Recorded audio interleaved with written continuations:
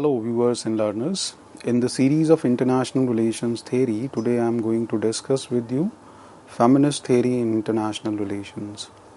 Feminist theory in international relations comes with a unique contribution and perspective regarding international relations, regarding state system, regarding the overall international relations theory.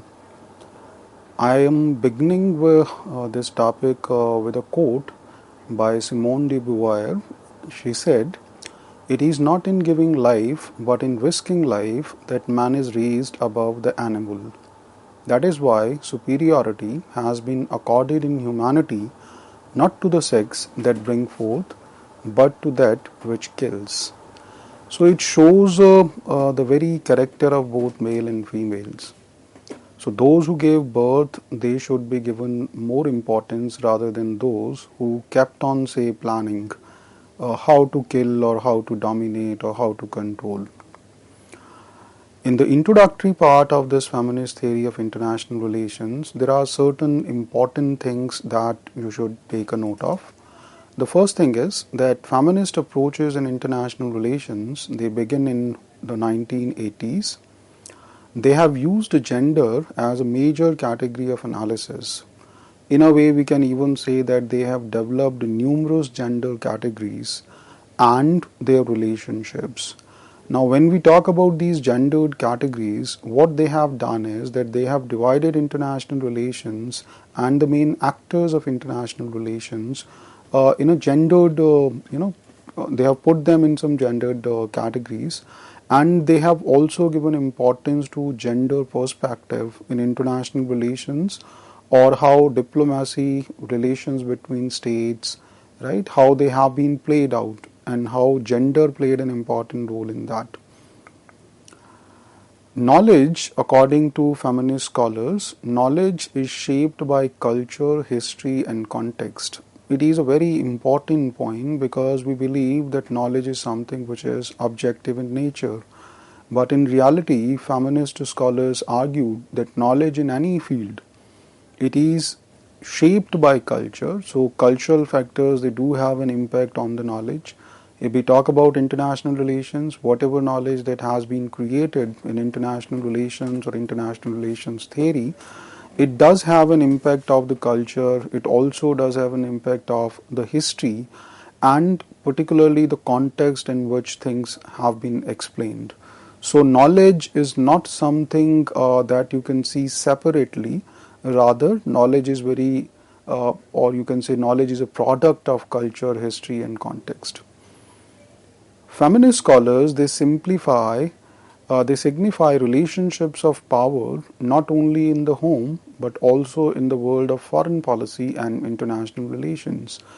Now, this is an important thing in the sense that gendered relationships and the smallest unit where gendered relationships played an important role in terms of power, it is home. So home, which is the closest and the smallest unit where gendered relations played out and one gender they dominate the others. So from home till international relations and foreign policy, these gendered relations are playing an important role in who's exercising power or who's controlling the power. So at the international level or in foreign policy, gender do have a role to play. So from the smallest entity to the biggest one, foreign policy and IR, gender played an important role. Next important thing is that feminist theorists, they keep before them an emancipatory goal of achieving equality for women via the elimination of unequal gender relationship in international relations. So they want to free the discipline of international relations from gender bias. They want to free the discipline of IR from its masculine trait or domination, right? They want to make it a discipline which is like free or which is gender neutral, where the perspectives, opinion, experiences, observations of everyone, right, including women, they should be given a space and they should be treated equally.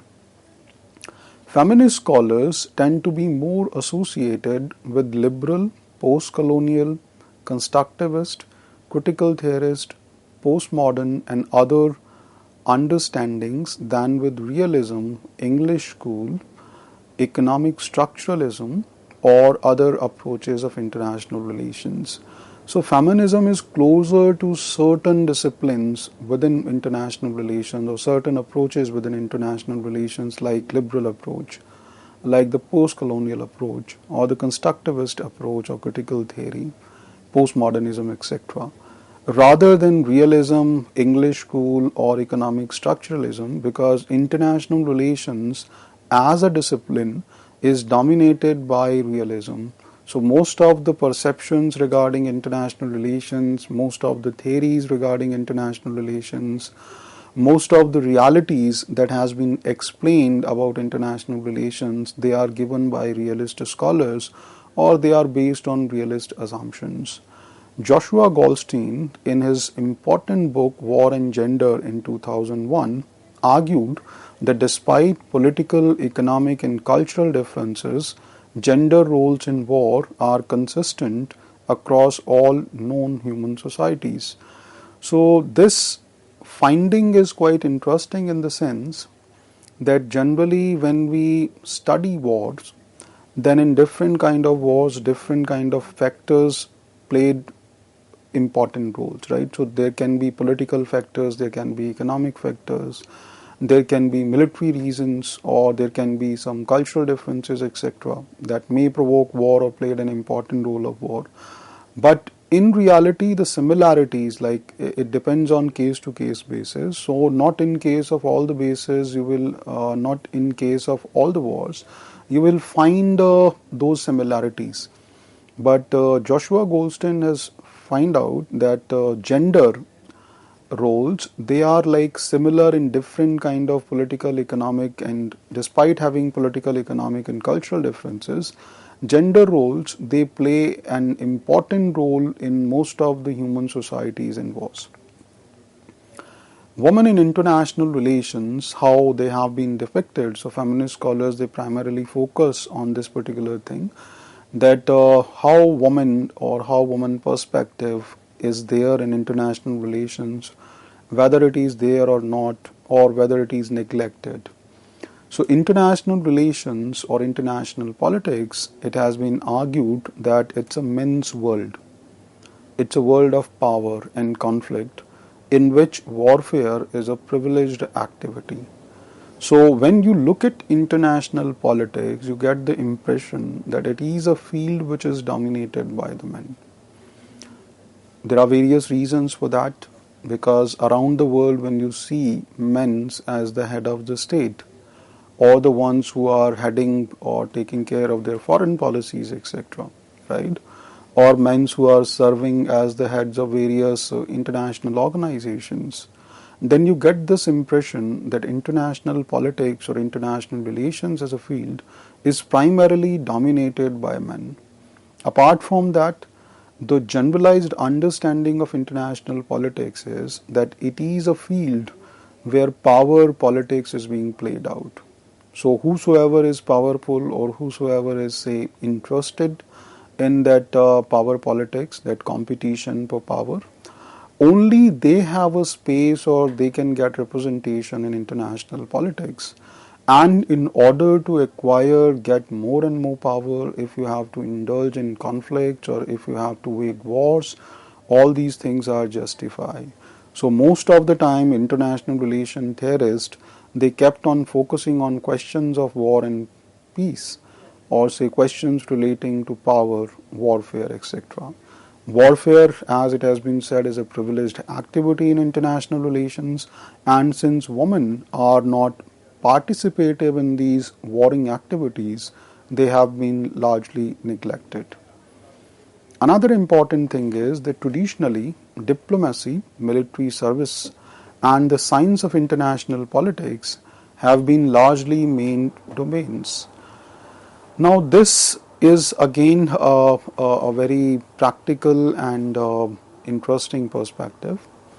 The point which I was making is that if you look at the various heads of the state, around the world, if you see who are their foreign ministers, if you see who is handling their foreign office or taking care of their diplomacy, if you see that who are representing the states in different global institutions, multilateral forums, if you see then who are heading different international organizations, then you get the impression that primarily it is a field which is dominated by males.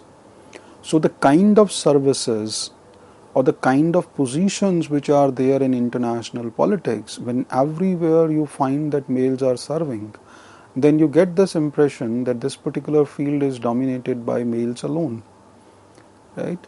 And when males are dominating this field, then females, because they are normally not interested in all these things, right? So that is the reason that in international relations, males are largely dominating the perspective. In the past, women have rarely been included in the ranks of professional diplomats or the military. Of the relatively few women who specializes in the academic discipline of international relations, few are security experts. So if you just see the list of international relations theorists, probably out of top 50 or 100 theorists, you will find very few women. Similarly, if you make a list of global security experts, there again you will find that most of the security experts are male. In academic discipline of international relations, although scenario is changing, so more women are coming. But if you make a list and again you see, then most of the diplomatic community and most of the high-ranking military officials, they are all males. It doesn't mean that there is no change taking place at all. Changes are coming in this field and many women are also coming in this field. But still this field as of now is dominated by males.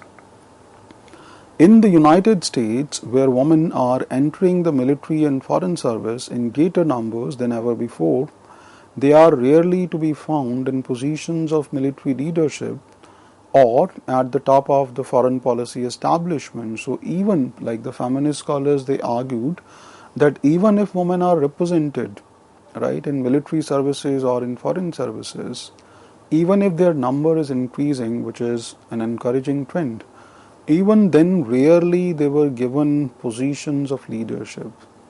Why? Because there is a kind of glass ceiling practice which is prevalent in military and foreign policy establishment. So they believe that the kind of decisiveness and the kind of quick decision making capabilities which are required at the top level, that is probably somewhere missing. So that is a bias that is still prevailing.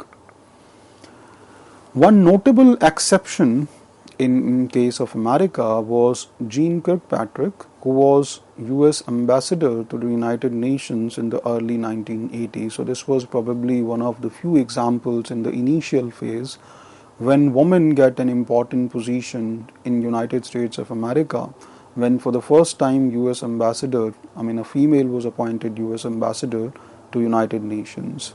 And she has described herself as a mouse in men's world. She has also expressed this thing that in spite of her authoritative and forceful public style and strong conservative credentials, Kirkpatrick maintains that she fails to win the respect or attention of her male colleagues on matters of foreign policy. So even if a woman who is having all the credentials to become a good diplomat or to represent the national interest of their state on various international forums, even then their participation, their knowledge, their contribution, right, they did not get much respect by the male colleagues, right, those who are serving. There are a lot of gendered interpretations in the field of international relations, and feminist theorists, they primarily question those gendered interpretations. Here I am taking one example, nuclear strategy. So if you look at the term nuclear strategy and the vocabulary that is surrounding this term, like power, threat, force or deterrence, it has a distinctly masculine character, right? So certain terms which are like associated with wars or warring strategies or certain kind of weapons, right? They they give you an impression which are like male centric, and women are stereotypingly judged to be lacking in qualities which all these terms evoke. So when you look at all these terms like power or say threat or force, generally these are the terms which are not associated with female characteristics. And that is the reason that this kind of bias is quite prevalent in international relations, because the kind of concepts that are there, right, and the kind of terminologies which are used and the way they have been practiced, they are all masculine in character. So somewhere women, they did not get adequate representation in international relations. It has been argued that although more women are entering in the field of public policy, but they are more comfortable in dealing with domestic issues such as social welfare that are more compatible with their nurturing skills. So there is this another kind of gender bias that we see. So even when we are seeing that more and more women are entering into the field of world public policy, yet there is a prevalent perception that most women are comfortable in dealing with domestic issues even in case of public policies. So domestic issues like taking care of social welfare or like the children's welfare, right? Certain fields where their creative qualities can be used. So they will find themselves more compatible and more comfortable in those areas because their nurturing skills can be utilized in those areas of public policy. While if you have to suppose make a defense policy, right, or a military strategy, there probably women will not be suited. The reason being that they are not fit for that kind of job. So this bias is still prevalent, and feminist scholars argue that generally they believe that women are more comfortable with social welfare and things where are their nurturing skills can be utilized. Masculine, the feminist scholars, they have also tried to interpret and explain that what are the characteristics that are generally associated with males and females. So they call them masculine characteristics and feminine characteristics. So if you look at some of the concepts in international relations like power, diplomacy, security, war, aggression, military, sacrifice, or say nationalism, right? If you look at these concepts, then what are the characteristics of a human beings that can be associated with these concepts? So primarily it has been argued that the male characteristics of being brave, decisive, adventurous, violent, aggressive, right, dominating, having an expansionist viewpoint, they are more closer to the concept of international concepts, the concepts of international relations. On the other hand, there are certain characteristics that are generally associated with females. For example, care. So they argue that most of the females, they are careful, right? There is generally a kind of allegation against female that they are emotional, right? And if you are emotional, then you can't handle international relations. Then women, they have nurturing capabilities, they are more creative, they are more constructive, they are more peace-loving, they are more non-violent, right? So all these qualities of females, somewhere the scholars, particularly the realist scholars, they found that they are not fit in international relations, because if you see the concept of international relations, they are more male or masculine centric, right? Now, there is a counter argument also to this point. Feminist scholars, they have argued that, other than what has been said by the realist scholars, international relations or international community, humanity needs something more, right? So there are large number of women in the ranks of peace movement, which suggest that women are not uninterested in the issues of war and peace. So when you show your interest, express your interest in issues of war and peace, it doesn't mean that you should necessarily participate in a war, or you should necessarily support a war, or develop a kind of military strategy, right? Rather, there can also be a possibility that you play a constructive role in establishing peace. So women can play a very constructive role in peace building activities. So feminist scholars, they have argued that there more representation in war and peace related activities, particularly in the peace movement. It shows that women are very much interested in international relations. Although their frequent dissent from national security policy has often been branded them as naive, uninformed, and even unpatriotic. So certain labels are still associated with females, and there is a reason, because every country, they want to pursue their national interest, and in order to pursue their national interest, national security is something that became very important for them, right? And whosoever who will not show much interest in how a country can strengthen its national security, or how they could achieve their national interest, they were generally labeled, they were generally branded, right, as naive, or say uninformed, or even say unpatriotic. Then this feminist scholars, they have further extended their interpretation of international relations to international organizations.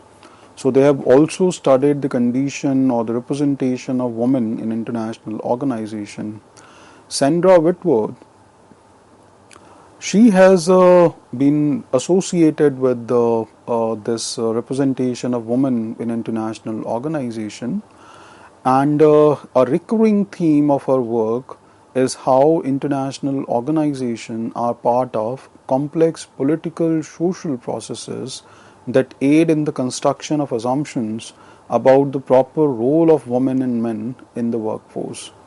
The underlying assumption is that such institutions are a reflection of the interest, norms, and ideas of hegemonic groups.